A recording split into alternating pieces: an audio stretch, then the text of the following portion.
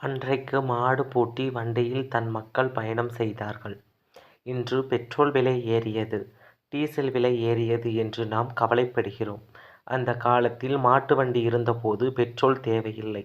மக்கள் மாட்டு வண்டியை வைத்தே ஊர்களுக்கு சென்று வந்தார்கள். அது மட்டுமல்ல, அந்த காலத்தில் விறகடுப்பில் தான் சமைத்தார்கள். ஆனால் இப்பொழுது அனைவரும் சிலிண்டரில் தான் சமைக்கிறார்கள். இது சிலிண்டர் கிடைக்கவில்லை என்றால் பெரிய பிரச்சனை ஆகிறது. சிலிண்டரை தூக்கி கொண்டு போய் உட்கார்ந்தால் யாரை குறை சொல்லப் போகிறோம்? இருந்த மரங்களை எல்லாம் வெட்டிவிட்டோம். அடுப்பெரிக்க விறகும் இல்லை. இப்போது சிலிண்டருக்கு கேஸும் கிடைக்கவில்லை. என்ன செய்வோம்? இன்றைய மக்களின் அடுப்பெரித்து சமைக்க தெரிந்தவர்கள் மிக குறைவு. 100ல் 20 பேருக்கே தெரியும்.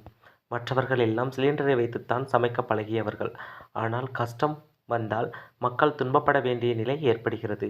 இதற்கெல்லாம் காரணம் யார்?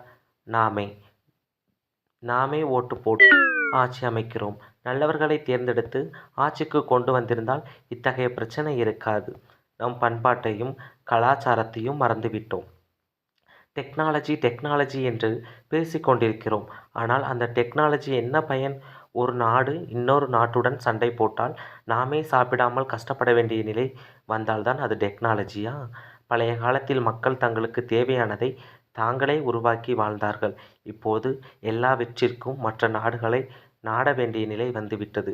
இது என்ன உலகம் என்று தோன்றுகிறது.